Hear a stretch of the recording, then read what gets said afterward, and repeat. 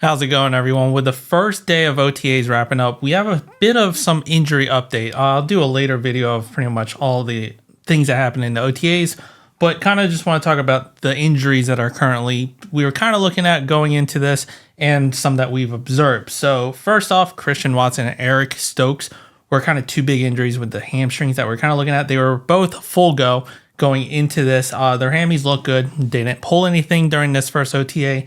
So very glad to see that. We'll obviously still keep an eye out on all the OTAs and training camp to make sure their hammies don't act funny or nothing crazy happens, but off to a good start on their sense. But talking about hamstring injuries, we did have recently converted from QB to wide receiver, Alex Magoo. He did leave with an apparent hamstring injury. So slight downer on his part. I still don't see how he's going to make this receiving crew, even though he's apparently slightly athletic. He's still got a long road ahead of him, but he did apparently pull his hamstring today. Also, on another hamstring injury, this is more of a bigger one. Josh Jacobs was dressed in uniform, but did not participate. He was off to the sides with the rehab group with an apparent hamstring injury. And Matt LaFleur did comment about this, and this is a tweet from Ryan Wood saying, Matt LaFleur says Josh Jacobs is working through a hamstring injury. I know everybody's going to freak out, and rightfully so, but he's on the mend. We expect him back pretty shortly. So as of right now, Josh Jacobs is slightly sidelined with a hamstring injury. Hopefully this is a slight just one-off because we're just getting into OTAs and it's not a hampering thing throughout the year. Moving along, there were two other injuries, two players that did not suit up, and they had, ironically, somehow the same injury, probably following in Matt LaFleur's footsteps. So the first one was Zach Tom. He has a pectoral injury, same thing that Matt LaFleur had a few months ago.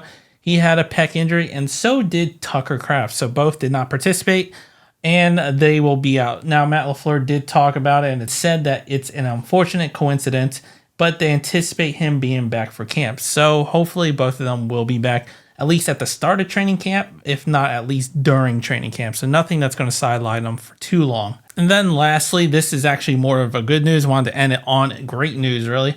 Kingsley Enagbare was a full go at OTAs today. So he was on the field participating in all the drills. And that is very great to see, especially after the Cowboys game where he thought he tore it.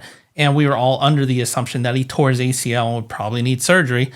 Well, about a month ago, we found out that he didn't exactly tear it, and a prognosis got better as time progressed. And, well, he's already back at OTAs, and Matt LaFleur even stated that he is a full go this offseason and will not need surgery, and pretty much we dodged a bullet. So very great to see Kingsley Enagbare coming back, and it kind of made sense, especially after I was wondering why we didn't go for an edge rusher. Well, apparently they knew Kingsley was going to be coming back, probably and most likely at full strength, so not actually needing that rotational depth as much as it would have been needed if he actually did tear his ACL.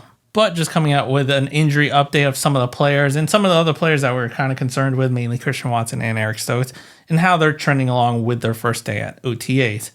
But let me know what you think down in the comments. If you like the video, hit the like button, subscribe to the channel, and as always, go Pack Go.